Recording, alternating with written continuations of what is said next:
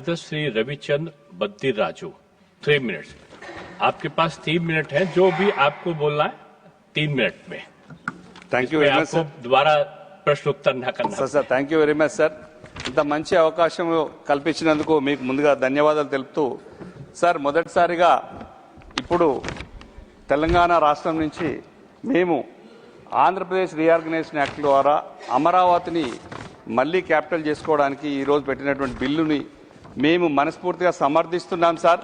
మాకు ఎలాంటి బాధ లేదు సార్. మొదటిసారి అమరావతి కట్టుకున్నప్పుడే మా గౌరవ కేసీఆర్ గారు మంచిగా వెళ్ళి వాళ్ళను దగ్గరుండి ఆశీర్వదించి బాగా ఉండాలని చెప్పి మనస్ఫూర్తిగా కోరుకున్న తెలంగాణ ప్రజలం సార్ మేము. మాకు అలాంటి విడిపోయినప్పుడు మాత్రమే అన్నదమ్ముల్లాగా కలిసి ఉండాలని మనస్ఫూర్తిగా కోరుకొని విడిపోయి కలిసి ఉండాలి సార్.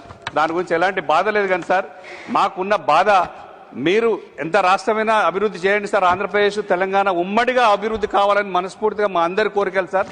దాంట్లో తీవ్రమైన అన్యాయం జరుగుతుంది ఏంటంటే sir, Telangana AP reorganisation act ప్రకారంగా మాకు ఒక్కదానికి ఒక్క ప్రాజెక్టుకైనా జాతీయ హోదా ఇవ్వండి అని మేము రిక్వెస్ట్ పదే చెప్తున్నాం సార్. దానిపైన ఇప్పటిదాకా చర్చ జరిగింది సార్. దానిపైన ఇంత రాద్ధాంతం జరిగింది సార్. మేమేం తప్పు మాట్లాడలేదు సార్. మా రాష్ట్ర ప్రభుత్వం నుంచి ఎవరి ప్రజల సొమ్ములు, ఎవరి సొంత సొమ్ములు ఏ ప్రభుత్వాలు ఖర్చు పెట్టవు సార్. మా సొంత సొమ్ము పెట్టలేదు సార్. కేంద్ర ప్రభుత్వం కూడా ఎవరి ఇంట్లో నుంచి పెట్టారు సార్. అన్ని ప్రజల పన్నుల రూపాయన వచ్చే పైసలే ఖర్చు పెడతాం సార్. మేము 34,000 కోట్ల రూపాయలు తెలంగాణ రాష్ట్ర ప్రభుత్వ సొమ్ము సార్. కాళేశ్వరం కోసం నిధులు ఖర్చు పెట్టి 60,000 కోట్ల రూపాయలు కేంద్ర ప్రభుత్వ రంగ సంస్థల ద్వారా లోన్ తీసుకొని మేము కట్టుకున్నాం సార్. అది అత్యంత ప్రపంచంలో అతిపెద్దమైన ప్రాజెక్ట్ సార్. అది కాళేశ్వరం కేవలం 3-4 ఏళ్లలోనే కట్టి తెలంగాణ రాష్ట్ర ప్రజలకు అంకితం చేసి 60 లక్షల టన్నుల ధాన్యాన్ని పండించే రాష్ట్రాన్ని 3 కోట్ల టన్నుల ధాన్యాన్ని పండించే రాష్ట్రంగా తీర్చిదిద్దిన ఘనత మా కేసీఆర్ గారు సార్. దానికి కనీసం దానికైనా పాలమూరు రంగారెడ్డికైనా ఒక జాతీయ హోదా ఇవ్వాలని చెప్పి మా రిక్వెస్ట్ సార్. మొన్న మాట్లాడింది కూడా మా గౌరవనీయులు సిఆర్ పాటిల్ గారు, మంత్రి గారి వారికి చెప్పింది కూడా అదే సార్. అది కొంచెం మిస్ జరిగింది సార్. దాంట్లో ఒకసారి రికార్డు నుంచి తొలగించారు సార్, తప్పు జరిగింది. ఈ రోజు కూడా మా కిషన్ రెడ్డి గారు అన్నగారు, మంత్రి గారు మా కేసీఆర్ గారిని ఉద్దేశించి తెలంగాణ రాష్ట్రం ఇచ్చినందుకు సోనియా గాంధీ గారికి థ్యాంక్స్ చెప్పడానికి వెళ్తే కాళ్ళు పట్టుకున్నారని చెప్పడం సార్. అది రికార్డులోంచి దయచేసి తొలగించాల్సిందిగా మనస్ఫూర్తిగా కోరుకుంటున్నాం సార్. అది కరెక్ట్గా సార్.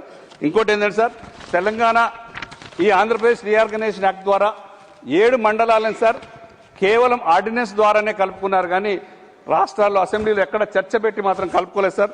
దాంట్లో ఇబ్బంది అవుతున్నటువంటి భద్రాచలం పక్కనే ఇటుపక్క తెలంగాణ అటుపక్క ఆంధ్ర కలుసున్నటువంటి ఎటపాక, కన్నెగూడెం, పిచ్చుకలపాడు, పురుషోత్తపట్నం, గుండాల అనే 5 గ్రామాలని సార్ దక్షిణ అయోధ్యగా పేర్కొన్నటువంటి భద్రాచలం శ్రీరామచంద్రుల వారి ఆస్తులు, పొలాలు, భూములన్నీ కూడా ఆ 5 గ్రామాల్లో ఉన్నాయి సార్.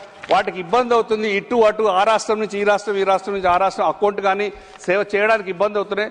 దయచేసి ఆ చిన్న రిక్వెస్ట్ సార్. అది ఈ అమెండ్మెంట్ పెద్ద కష్టంగా సార్. అదొక్కటి చేయాలని మనస్ఫూర్తిగా కోరుకుంటున్నాను. 1 minute sir, 1 minute sir, 1 minute sir, ज़्यादा नहीं है sir. Sir we are completing sir. Reorganisation act sir Bayyaram steel factory ఒకటి ఉంది సార్. తర్వాత కాజీపేట రైల్ కోచ్ ఫ్యాక్టరీ ఉంది, కానీ దానికి మ్యానుఫ్యాక్చరింగ్ యూనిట్ ఇచ్చారు. కోచ్ ఫ్యాక్టరీ కూడా ఇవాళ మనస్ఫూర్తిగా కోరుకుంటూ గిరిజన యూనివర్సిటీ ఇచ్చారు సార్. ఆ యూనివర్సిటీ నత్తనడక నడుస్తుంది సార్. అది ఇంకా 10 ఏళ్ళైనా కూడా స్టార్ట్ అవుతుందో కాదో తెలియదు సార్. దాని మీద కొంచెం కాన్సన్ట్రేట్ చేయాలి. తెలంగాణలో ప్రతి జిల్లాలో కూడా నవోదయ పాఠశాల ఇవ్వాలి. ప్రతి జిల్లాలో కూడా ఒక కేంద్రీయ విద్యాలయం ఇవ్వాలి. తెలంగాణ రాష్ట్రానికి ఒక్క ప్రాజెక్ట్ కన్నా జాతీయ హోదా ఇవ్వాలని చెప్పేసి కోరుకుంటున్నాను సార్. మన రామ్మోహన్ నాయుడు గారికి అయితే పదే చెప్తున్నాం. ఆదిలాబాద్ కానీ, వరంగల్ కానీ, కొత్తగూడెం కానీ ఇమీడియట్ గా అయ్యేటట్టు చూడండి సార్. తెలంగాణ రాష్ట్రం కూడా విమానాలయానంగా అభివృద్ధి చెందాలని మనసుగా కోరుకుంటు sir. We are concluding sir. Sir Bhadradri Kothagudem నుంచి సార్ భద్రాచలం 1932లో భద్రాచలం రోడ్డు అని రైల్వే స్టేషన్ బోర్డు ఉంది సార్. 100 ఏళ్ళు అయిపోయింది సార్. దాదాపు 96-97 ఏళ్ళు అయింది సార్. భద్రాచలానికి ఒక ట్రైన్ రూట్ ఇచ్చి అక్కడి నుంచి సార్ మొన్ననే నక్సల్స్ పట్ల సార్ చాలా కంట్రోల్ చేసిన విధంగా మళ్ళీ ఇబ్బంది కలగకుండా అంటే ఎక్కడికక్కడ ట్రాక్లు ఏంటి సార్. ఛత్తీస్గఢ్ కు ట్రాక్ వేయవచ్చు, ఒరిస్సాకు పోవచ్చు, అక్కడి నుంచి మధ్యప్రదేశ్ బస్తరు పోవచ్చు సార్. తెలంగాణ ఆంధ్రప్రదేశ్ రాష్ట్ర అదొక పెద్ద జంక్షన్ అవుతుంది. దాని మీద కూడా కొద్దిగా శ్రద్ధ పెట్టి రోడ్లు ఇవ్వాలి. అత్యంత ఇష్టమైనటువంటి భద్రాచలాన్ని డెవలప్ చేయాలని మనస్ఫూర్తిగా కోరుకుంటూ సార్. సార్ భద్రాచలాన్ని కోరుకుంటూ ప్లీజ్